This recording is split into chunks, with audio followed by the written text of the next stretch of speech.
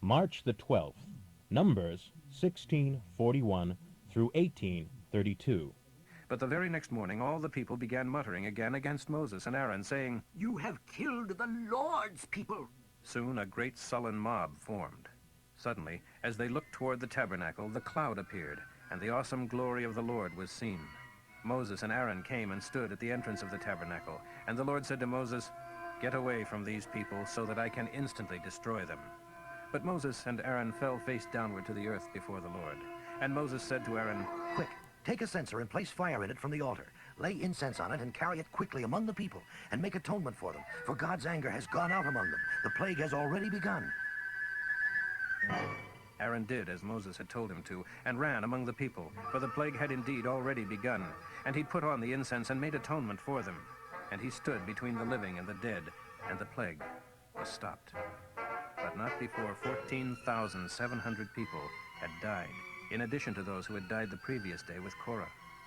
Then Aaron returned to Moses at the entrance of the tabernacle, and so the plague was stopped.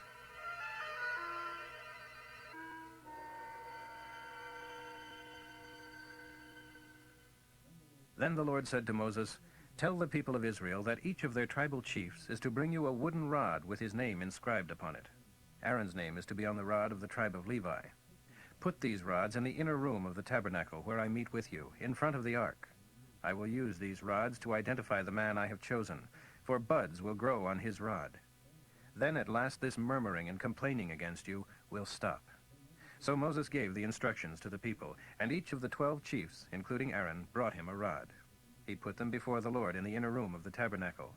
And when he went in the next day, he found that Aaron's rod, representing the tribe of Levi, had budded and was blossoming and had ripe almonds hanging from it. When Moses brought them out to show the others, they stared in disbelief.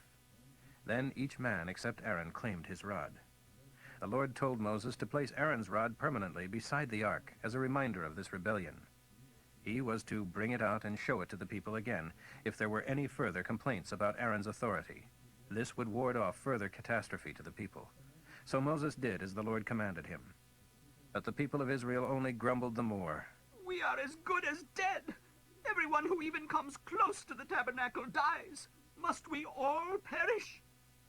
The Lord now spoke to Aaron. You and your sons and your family are responsible for any desecration of the sanctuary, he said, and will be held liable for any impropriety in your priestly work. Your kinsmen, the tribe of Levi, are your assistants, but only you and your sons may perform the sacred duties in the tabernacle itself. The Levites must be careful not to touch any of the sacred articles or the altar, lest I destroy both them and you. No one who is not a member of the tribe of Levi shall assist you in any way. Remember, only the priests are to perform the sacred duties within the sanctuary and at the altar. If you follow these instructions, the wrath of God will never again fall upon any of the people of Israel for violating this law. I say it again, your kinsmen, the Levites, are your assistants for the work of the tabernacle. They are a gift to you from the Lord. But you and your sons, the priests, shall personally handle all the sacred service, including the altar and all that is within the veil, for the priesthood is your special gift of service. Anyone else who attempts to perform these duties shall die. The Lord gave these further instructions to Aaron. I have given the priests all the gifts which are brought to the Lord by the people. All these offerings presented to the Lord by the gesture of waving them before the altar belong to you and your sons by permanent law. The grain offerings, the sin offerings, and the guilt offerings are yours, except for the sample presented to the Lord by burning upon the altar. All these are most holy offerings. They are to be eaten only in a most holy place, and only by males. All other gifts presented to me by the gesture of waving them before the altar are for you and your families, sons and daughters alike. For all the members of your families may eat these unless anyone is ceremonially impure at the time. Yours also are the first of the harvest gifts the people bring as offerings to the Lord, the best of the olive oil, wine, grain, and every other crop. Your families may eat these unless they are ceremonially defiled at the time. So everything that is dedicated to the Lord shall be yours, including the firstborn sons of the people of Israel, and the firstborn of their animals. However, you may never accept the firstborn sons, nor the firstborn of any animals that I do not permit for food. Instead, there must be a payment of $2.50 made for each firstborn child. It is to be brought when he is 1 month old. However, the firstborn of cows, sheep, or goats may not be bought back. They must be sacrificed to the Lord. Their blood is to be sprinkled upon the altar, and their fat shall be burned as a fire offering. It is very pleasant to the Lord. The meat of these animals shall be yours, including the breast and right thigh that are presented to the Lord by the gesture of waving before the altar. Yes, I have given to you all of these wave offerings brought by the people of Israel to the Lord. They are for you and your families as food. This is a permanent contract between the Lord and you and your descendants. You priests may own no property, nor have any other income, for I am all that you need. As for the tribe of Levi, your relatives, they shall be paid for their service with the tithes from the entire land of Israel. From now on, Israelites other than the priests and Levites shall not enter the sanctuary, lest they be judged guilty and die. Only the Levites shall do the work there, and they shall be guilty if they fail. This is a permanent law among you, that the Levites shall own no property in Israel, for the people's tithes, offered to the Lord by the gesture of waving before the altar, shall belong to the Levites. These are their inheritance, and so they have no need for property. The Lord also said to Moses, "Tell the Levites to give to the Lord a tenth of the tithes they receive, a tithe of the tithe, to be presented to the Lord by the gesture of waving before the altar. The Lord will consider this as your first of the harvest offering to him of grain and wine, as though it were from your own property. This tithe of the tithe shall be selected from the choicest part of the tithes you receive as the Lord's portion, and shall be given to Aaron the priest. It shall be credited to you just as though it were from your own threshing floor and winepress. Aaron and his sons and their families may eat it in their homes or anywhere they wish, for it is their compensation for their service in the tabernacle. You Levites will not be held guilty for accepting the Lord's tithes if you then give the best tenth to the priests. But beware that you do not treat the holy gifts of the people of Israel as though they were common, lest you die." Mark 16, 1 through 20. The next evening, when the Sabbath ended, Mary Magdalene and Salome and Mary, the mother of James, went out and purchased embalming spices. Early the following morning, just at sunrise, they carried them out to the tomb.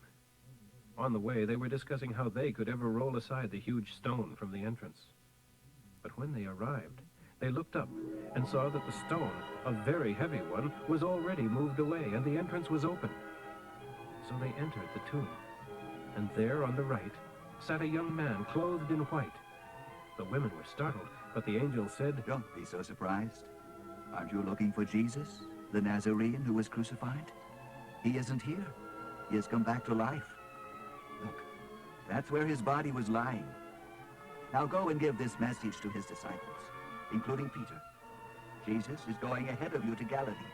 You will see him there, just as he told you before he died." The women fled from the tomb, trembling and bewildered, too frightened to talk.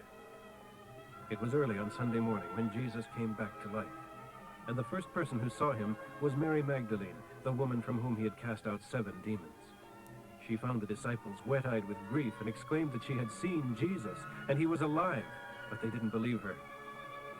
Later that day, he appeared to 2 who were walking from Jerusalem into the country, but they didn't recognize him at first because he had changed his appearance. When they finally realized who he was, they rushed back to Jerusalem to tell the others, but no one believed them. Still later, he appeared to the 11 disciples as they were eating together.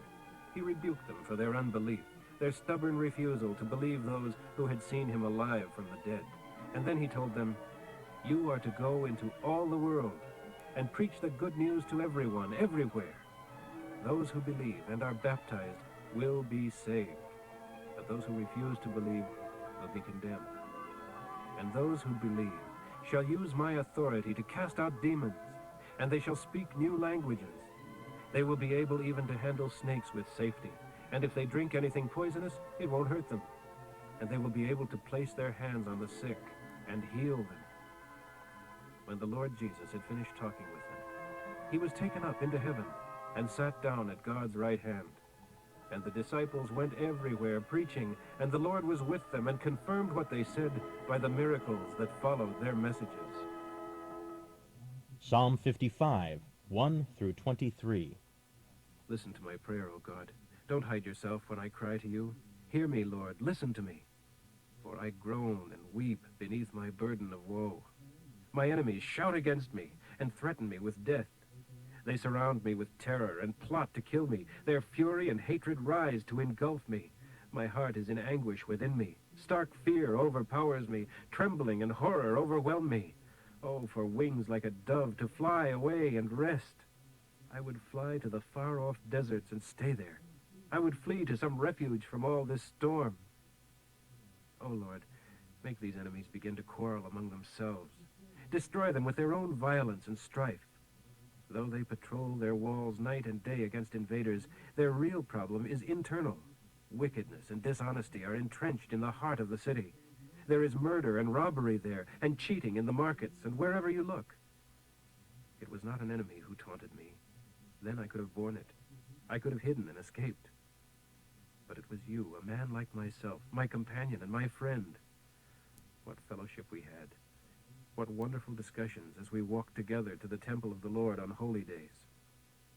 Let death seize them and cut them down in their prime, for there is sin in their homes, and they are polluted to the depths of their souls. But I will call upon the Lord to save me, and he will. I will pray morning, noon, and night, pleading aloud with God, and he will hear and answer. Though the tide of battle runs strongly against me, for so many are fighting me, yet he will rescue me. God himself, God from everlasting ages past, will answer them.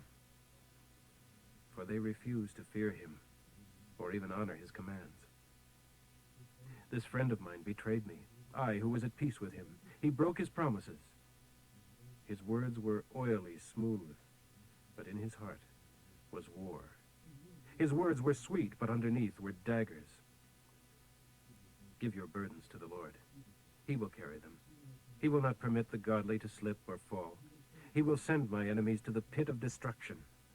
Murderers and liars will not live out half their days. But I am trusting you to save me. Proverbs for today, 11:7. When an evil man dies, his hopes all perish, for they are based upon this earthly life.